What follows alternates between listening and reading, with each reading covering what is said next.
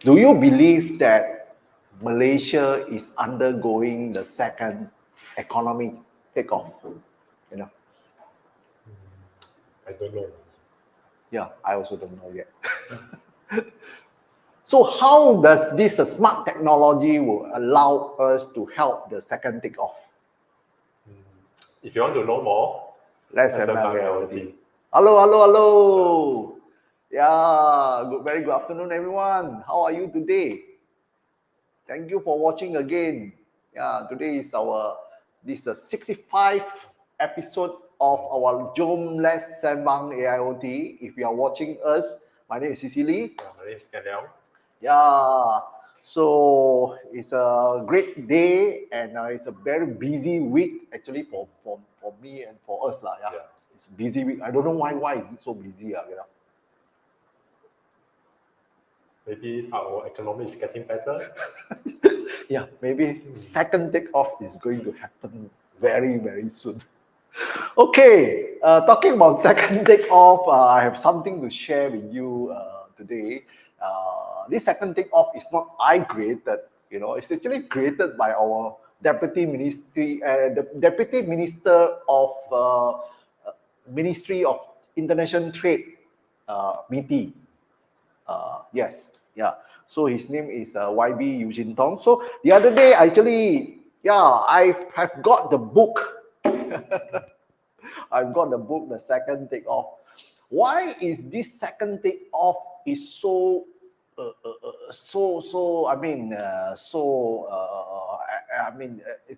drawing our attention. Why is it so attractive? Yeah. Of course, talking about economy, every one of us would like to have better economy, better living, better prosperity, and so on. Yeah. So that is the thing that also drives me how to want to know more about this second takeoff.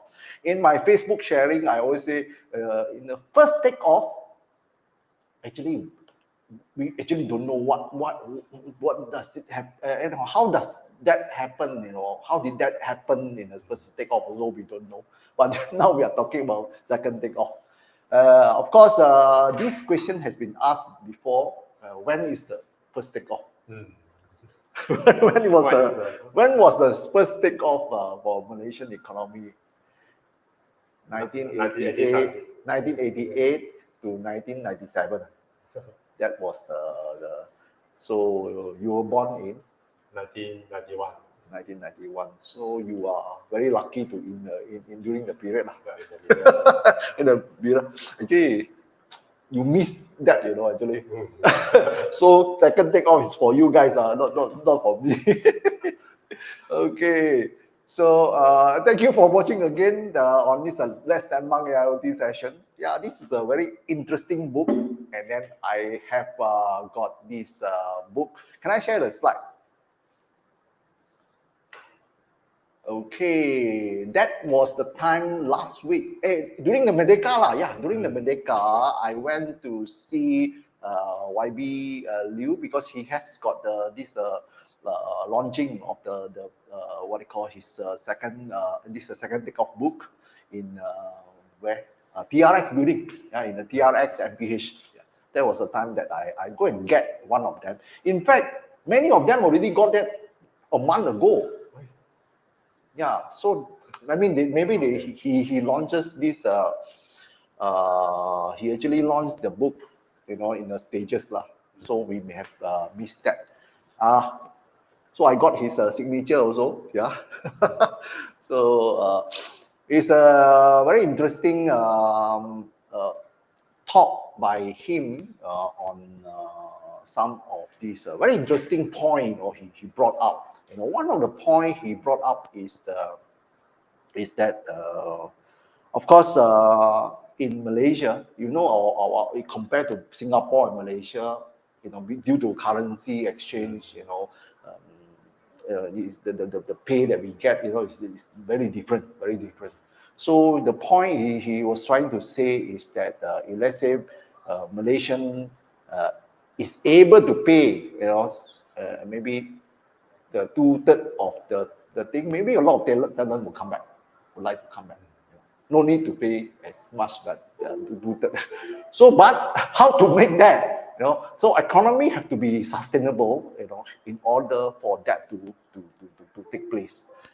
Okay, talking about this book, it's not an easy thing for me to comprehend the book, because I'm not in. I didn't study economic, I didn't study politics, because there are some politics content inside also. Okay.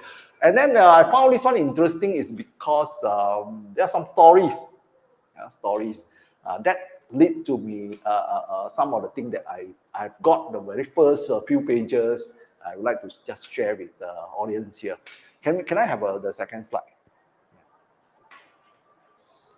So before I go into that, why is this panel still there? Because last week we have just done the what they call the last week we are talking about energy monitoring, energy monitoring, how to apply AI or IoT in this kind of energy monitoring system and so on. So this page is what I have created, the very first few pages that when I was reading this book, because the best way is to put that in a picture so that I can still relate or comprehend it better. Yeah. So that actually started, if let's say we refer to 1969. 1969 is, what is the in terms of technology, what is the very remarkable event that's happening in 1969? Of course, 1969 is age of, because we talk about Industrial Revolution 1.0, Industrial Revolution 2.0, and 3.0. That is the beginning of the era when in the transition from 2.0 to 3.0. That is when the all the relay logics, component relay logics, has been able to be converted using the PLC, the programmable logic controllers. Yeah. So it's nothing to do with this book, but it's somehow related, because we think that technology play a very crucial part in making, boosting economy, affecting the economy direction, and so on. This is a place that we try to relate. So in 1969, actually, the first PLC was introduced. You know who is the country who jumped into making this PLC? They are making PLC, making PLC for the industrial use. You know which country is for first one? On your slide, already show. Is it? Oh, Japan. Yeah, Japan is one of them. Japan is one. That's why you see, if you ask, I ask you, what are PLC? You know? PLC, Mitsubishi. Mitsubishi, Omron.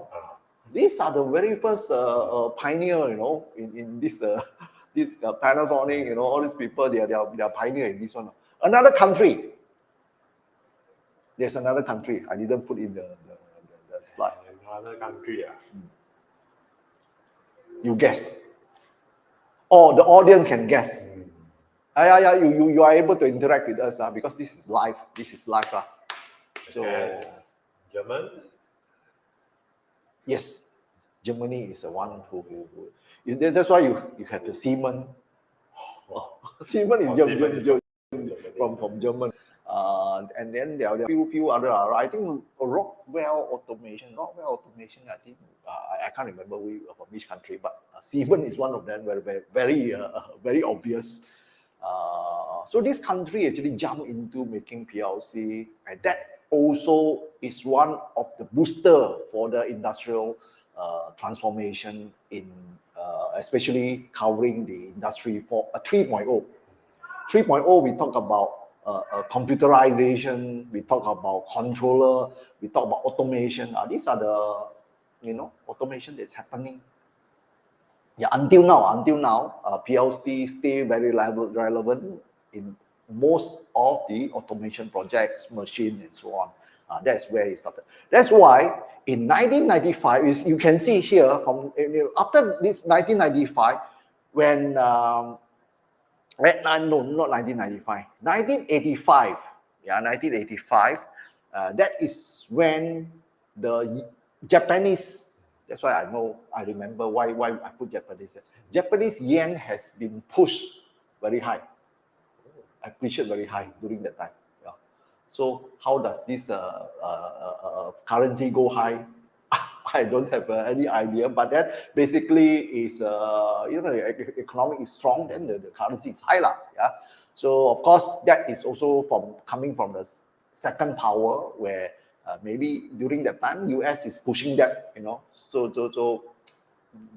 Japanese yen become very, very high. So when you are rich, country is rich, that actually, for you to do export is not so favorable because your currency is so strong. So what you can do, investment outside is the best strategy to do. That is where this Japanese, you can see it. Let's say we relate to Malaysia, lah. Yeah. What are the factory that you have seen during that time? I think maybe 1988, 1986 onwards. What are the factory that you know? I don't know what is Yeah, that. maybe you know. Sony, Only Panasonic. Sony, Canon, Panasonic. Okay. So who else? JVC. Last time I got video recorder. JVC. JVC. Okay. There are many other Japanese company, lah. Yeah. So that is where they go into the Southeast Asia. I think Malaysia is one of them. You know why Malaysia it was chosen to be one of the country that a lot of Japanese like to invest during that time. In your book you study, do you study? I think it's related to one of our policy. Yeah. Look into the east. Yeah, look east. Pandang ke Timur. Pandang ke Timur is one of the things that we are, one of the policy I think is initiated by this ex-Prime Minister, Dato' Sri Tun Mahathir right now. Yeah, so that was the time. So you see, that was the history, So why Malaysia was caught into, that's why 1988 to 1997, that is a period of time. How long? About more than 10 years, is it? About 10 years plus. It's going through so-called first takeoff. Yeah. So that was the first takeoff for Malaysia. And then coming to this, there is an era of industry 3.0. 3.0. So are we expecting another takeoff? That this is a book is all about, So of course, it's not easy to comprehend for me. Maybe you guys are good in this thing, but I found this book interesting. I'm going to read more, and then if let's say we got something interesting, especially relating to the current technology or the past technology, I hope I can share more with you, with the audience here. So if you have any comment, so you can leave us in the comment, and also if you have any suggestion or any idea or something that we have spoken wrongly, please help us to correct ourselves. Yeah. So thank you very much. Okay, let's move on. Did I miss out anything from this picture? No. Okay, this is basically talking about industry transformation and so on. Okay, let's move on to, is there any second slide from here? Okay, I just want to share this part. Please stop here first. So, second takeoff. What I've extracted from this book is that the very first one, can we blow the book? Okay, can you make the book bigger? Is that the biggest? Okay, you can see. Can you read out to me? From the very beginning, 1973. 1978. 1978 to 1987 is our GDP. It's 5.6. The GDP growth rate is 5.6. This is extracted from this second takeoff book. So it's the source is actually from the World Bank 2023. Okay, so 1988 to 1997, how many percent? 9.3%. I think quite high. Yes. Okay, then 1998 to 2007, 4.3%. 4.3, dropping Drop. already. Okay, 2008 to 2017, 4.8%. 4.8%, and then 2018 to 2022, 3.1%. going down. It's become steady and then going down. It's going down. You see, I myself witnessed the whole declining of our economy due to a lot of FDI, foreign investment, investment that left the company, the country. Sony almost closed all their plant. Canon moved to other places. There are many more Japanese companies. Panasonic also they move outside. Some go to China, some go to Thailand, some don't go to Vietnam. You know why? The labor cost. Yeah, our labor cost increased already, right? So that is also why that become one of the key thing that we should think about, and then that was discussed in the book, I think by this YB Liu. So he was talking about how to make a good middle class segment so that the economy can stay very strong. Yeah. So but why? How can this second take off? How can this second? What are the main components that boost this second take off? Okay, let's see the slide. Can you just explore? Okay, one of them is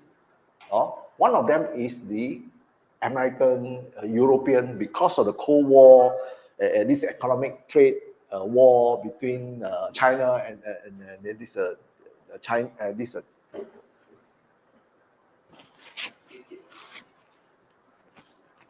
Oh, okay. Is a YouTube offline?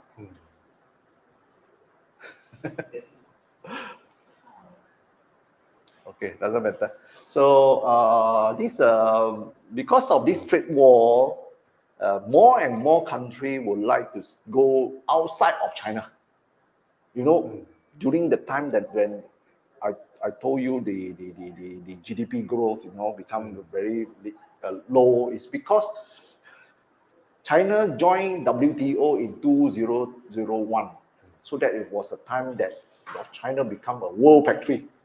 Like that, all these people go there more.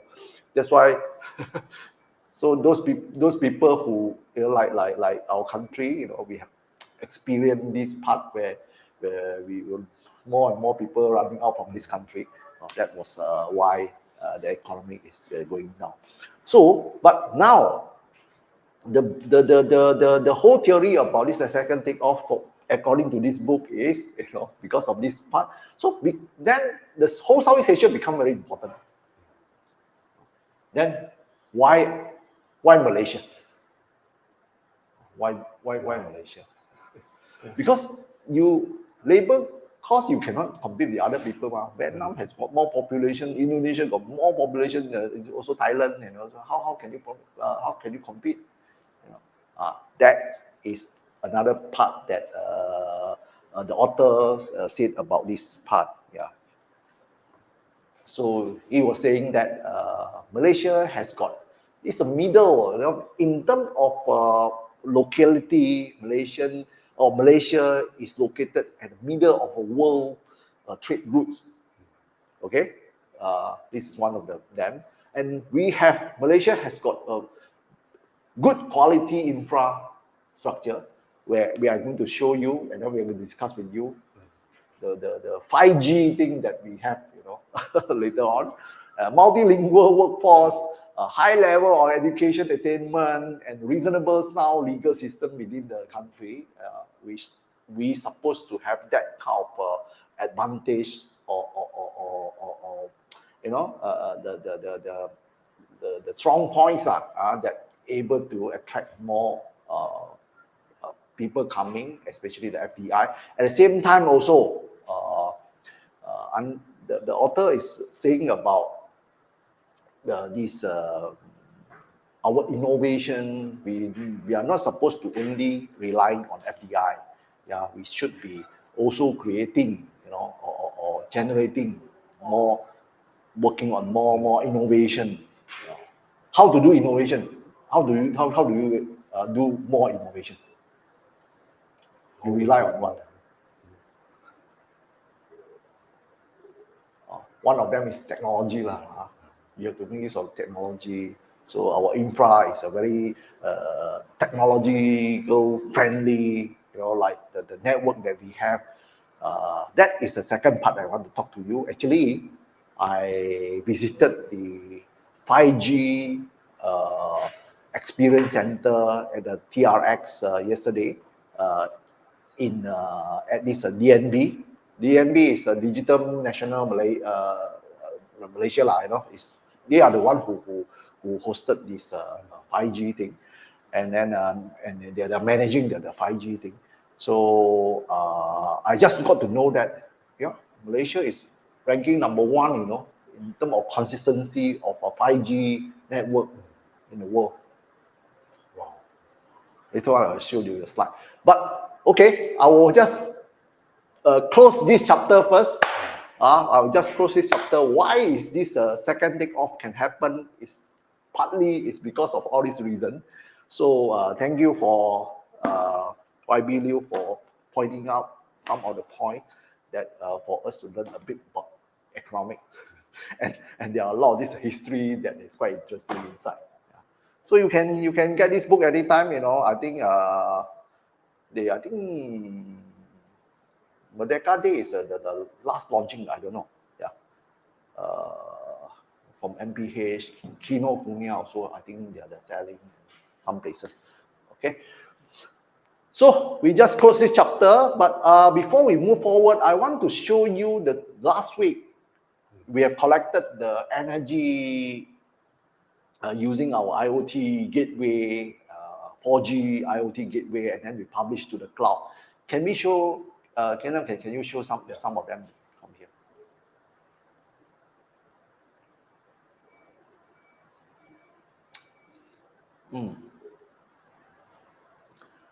I think we go straight to the point, Yeah. So we want to see something related to the energy monitoring using this kind of power meter and also different type of power meter.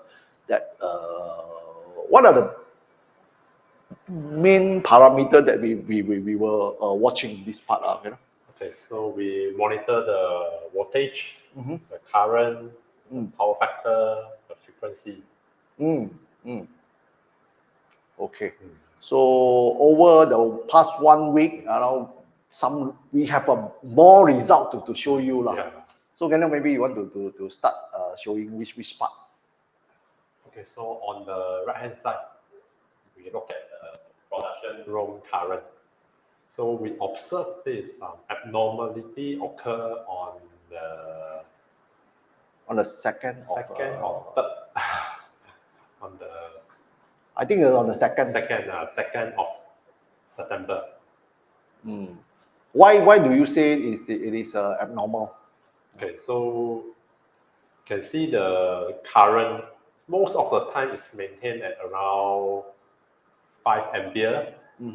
But if you look at the other days, usually after the peak for around 30 minutes, it will drop to around 2 ampere, and then consistent for the rest of the day. But on the 2nd of September, it's around 5 ampere for almost whole day until around 5 p.m. Then it start drop back to 2 ampere. I see. Yeah, and before we move forward, for some of you who just follow us, I think you have missed the past week, our last Sembang AIoT session. We actually using one of the power meter to monitor the current consumption of the air condition. Air condition is a 1.5 horsepower air condition. So we can see the just now Kenon was explaining on the curve, the current curve. Okay, maybe we just go in to this part. Yeah. So basically, this is a power meter.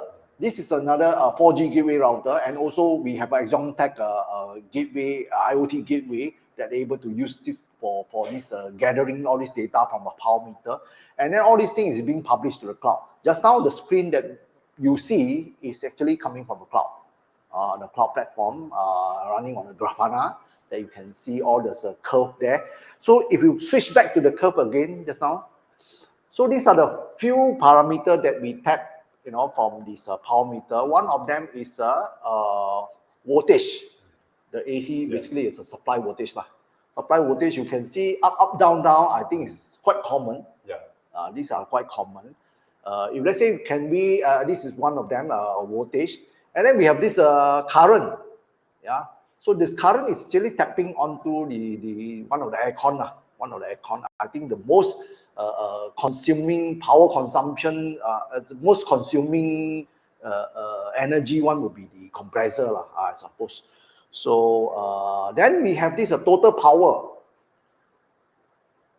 This is a total power, is it? Yes. So in kilowatt hour, that means in kilowatt hour, we are giving you, let's say in 1 hour, how much energy that you are consuming. Okay, the total power. And then also we monitor the power factor as well. The power factor is actually derived from the power meter. Power meter itself is able to give you this power factor. Of course, power factor is the higher percentage is better. The ideal one is 1, no losses.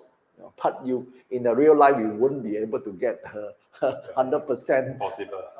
100% ideal conversion. 100% you cannot. So in this case, it's about 60-something%. 60-something% for inductive load like air condition, compressor. I think sometimes it's there. Yeah. But our aircon is running on an inverter, with the inverter one.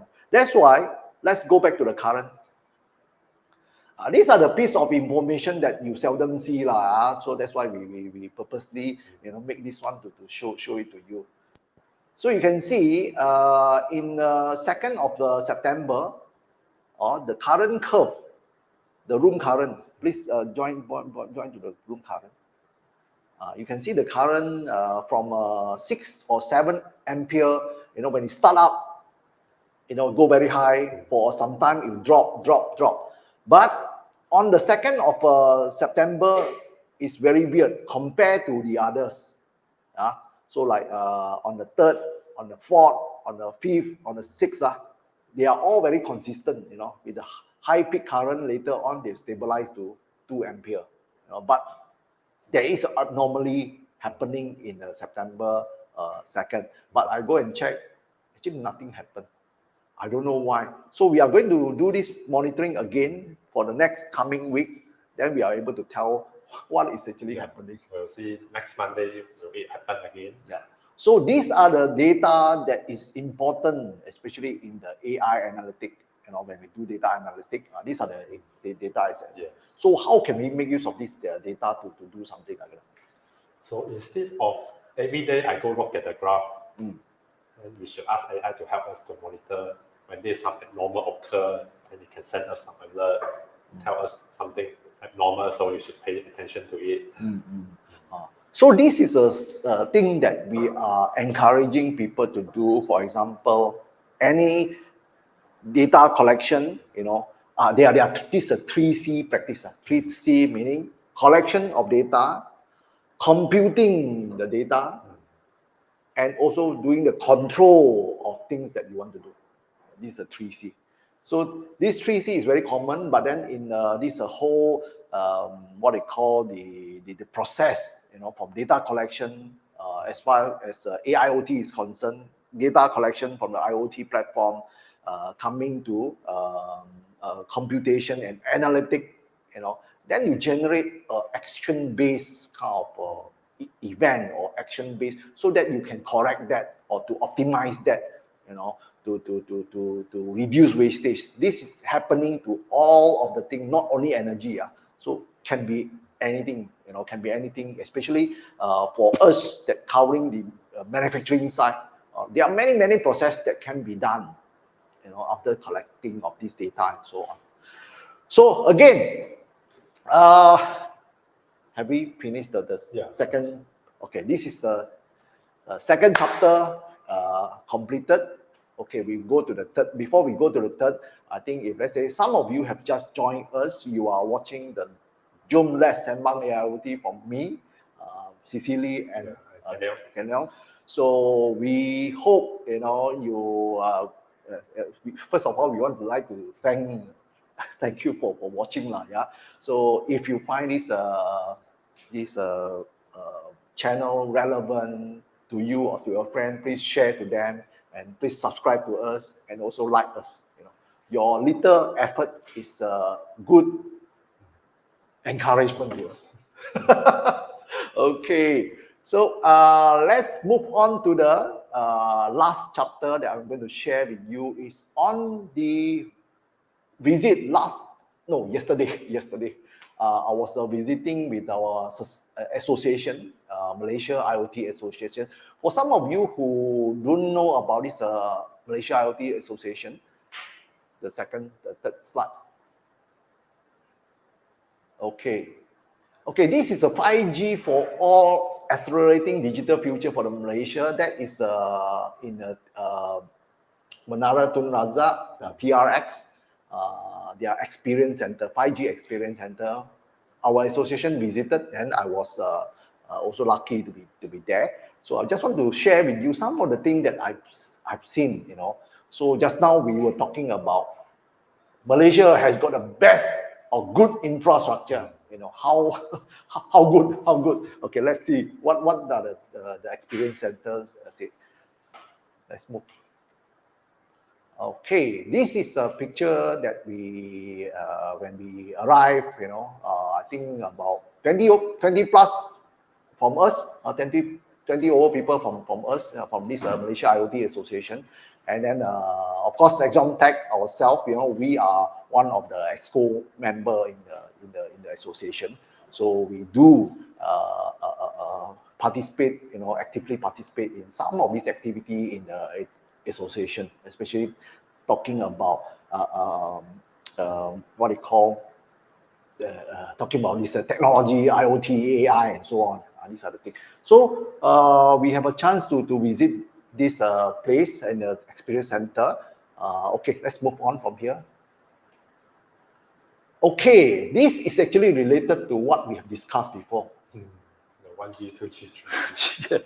The same thing also happening there, So they were publishing all these things at the first. They got a total of about 8 places, 8 zones that they brought us around. Yeah. So they are talking about 1G, 2G. Let's play the side video of that thing. Yeah, that. Yeah, this one.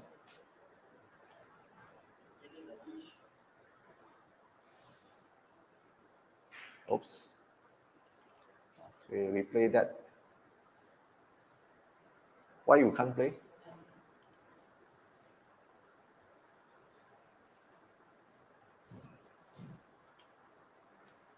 Okay, I might take some time because some technical issue. No, you have to go to the slide lah.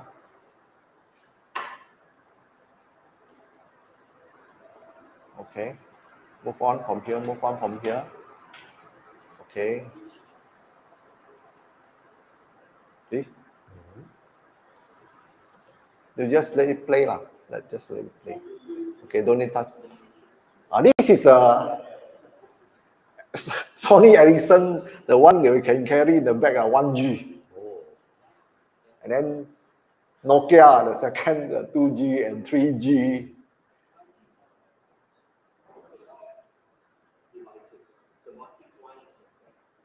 Yeah. So that was the thing that that we went through. So they have this of course the very first level you see is like a museum like that. Yeah. So let's move on from here. So that is the slide. That was a slide that that we played before. So from 1G to 5G right now. In fact, they are showing almost the same thing. Yeah. So these are the things that if let's say you miss some of the Sembang from us, this is episode number how many? 16. What? Oh, the previous one not now. You have to go and search. We talk about this one. I think we talked twice about this one. One about is about 𝐓𝐻𝐃𝐾. The other part is on the 1G to 5G, the M2M, something like that. Okay, let's move on. So we won't touch this one more, but by looking at that, you know. So Malaysia is in the experience center. You can see the world-class 5G experience. Malaysia now ranked #1 globally for the 5G consistency. In 2023 last year, they need to achieve about 80+% coverage, which I think we have done that. I think one part I heard achieved nicely, and then this is one of the achievement that this the Malaysia has achieved, in terms of consistency, in terms of 5G. So let's move on from here.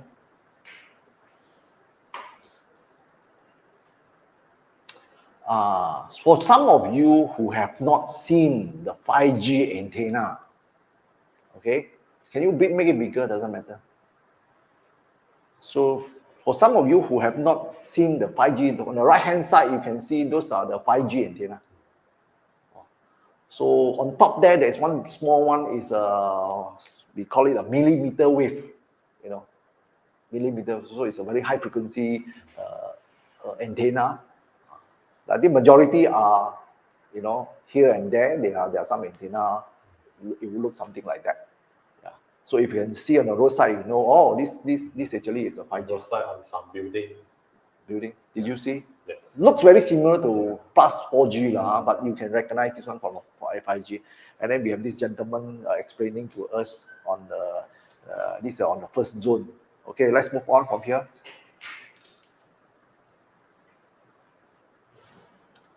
Okay, so talking about the experience center, I think the most of them are mainly application, the 5G application in different area. For example, in this case, the smart ambulance and this what is so-called the connected ambulance. These are the key application for 5G. You know why? Because of the low latency. Connectivity. Low latency is one of them. They're very important because let's say I want to diagnose the patient from afar, the doctor want to diagnose from afar. So on the remote area, if you hook on to the 5G with the less latency, you can feel, you can actually the response time is very fast. So the lady was wearing the glove. You can actually, whatever from the remote side they do, you can actually feel that. So it's that kind of response that they're talking about. Let's move on from here. Okay, and then the very what they call popular, the one of very popular application for 5G is of course what?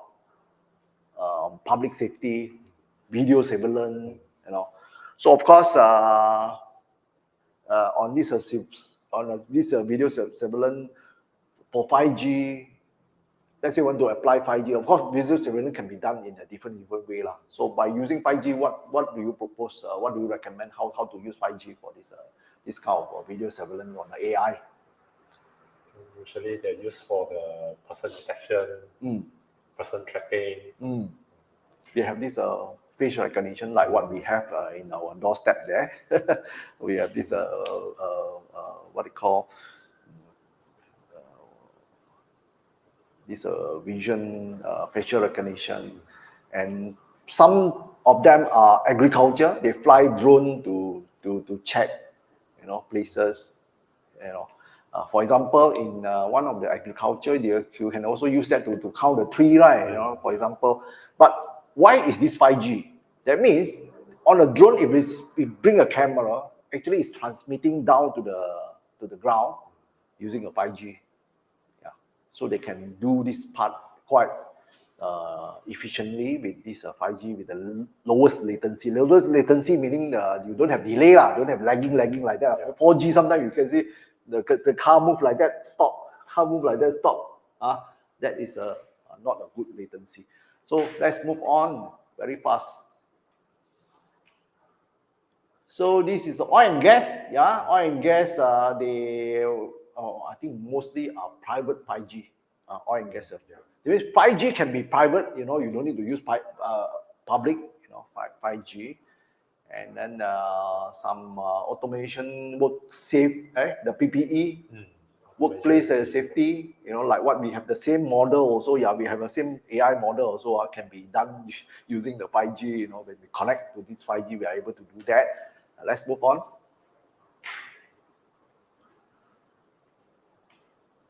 Okay, drone data, AI analytic. Yeah, that was the one that just now I just mentioned. It can be that way. That means flying drone with the 5G connectivity, streaming down the video to the local server, perform all these things. So in that case, meaning on the ground servers have to be more powerful. Yes. It's best is with the GPU running. So because the battery on the drone is not very large, cannot last for too long. So they need to do all the processing on the ground server. Okay, let's move on. Okay, we come to the last part. This is the last part. This part actually we covered before, but during the visit in the experience center, one of the gentlemen, the organizers, asked the same thing. So, which are the 4 key principles within the 5G? The very first one is, if you can remember this one, next time they will ask people, what is 5G key principle? Yeah, I know all. One of them is EMBB. EMBB meaning enhanced mobile broadband.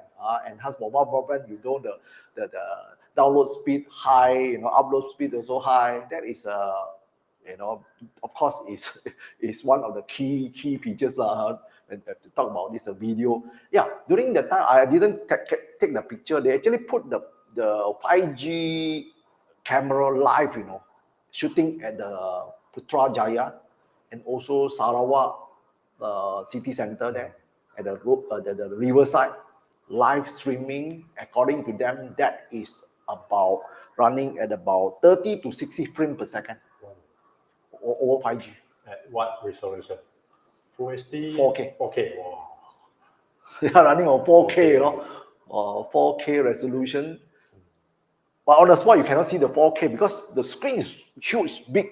It's a surrounding thing, but it's transmitting a 4K. And then according to them, it's a latency. They're talking about 16 milliseconds. 16 milliseconds, I counted about 50 to 60 frames per second. You can see the car moving smooth. Very smooth. So that is the 5G part. Okay, the second thing, ultra reliable low latency. What is this ultra URLLC? So URLLC is something like you want to do mission critical. Just now I say they can go up to 1 millisecond. 1 millisecond is what? Can you count 1 millisecond? Very fast. We clip our eyes is how many milliseconds? Already more than 1 millisecond. That one is about 30 milliseconds, something like that. So this one is 1 millisecond, meaning some for mission critical thing, it can be done that way. So 1 millisecond. If you fly a drone, go there, you want it to do some. Oh, this one is used in the war can use in the war Of course, war won't use 5G They use their own radio frequency, right? They're very private, very okay. So URLLC is another second principle in the 5G. The third one, What do you comprehend with this, Massive machine type communication.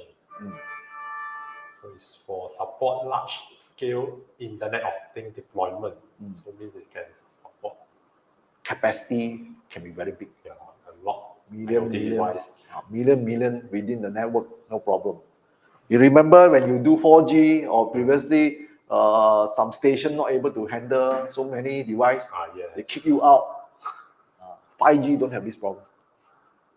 For example, you go to the watching football, they actually show us, on the football stadium, everybody is connecting. 4G sometimes your signal dead, got kicked out, cannot do anything. But 5G you can sustain, you can still do something. Okay, that is a massive machine type communication. This is number the third one. And then the last one is a network slicing. Network slicing is very it's not easily seen, but then a network slicing is I can slice this the network for this band of network to do something else, and also I can slice another one to do another thing. So you can within the 5G you can do multiple things, in a network slicing, how to do. For example, you want to run a 1 millisecond thing at one time, and then you can also host another channel, with a different network slice. That is a thing. So 4 of them very important thing. If you know 5G, people ask you, you know 5G or not? You know the 4 simple principle of 5G or not? You don't know, you don't talk lah. Then you explain to them the EMBB, URLLC, MMTC, network slicing. These are the 4 key things within the 5G that help you to do a lot of digital transformation, industrial transformation process, especially in manufacturing. I think there are more and more applications require that. Okay, so is there last one? No, I think that's it. This is one of the diagram that we talked before. Okay.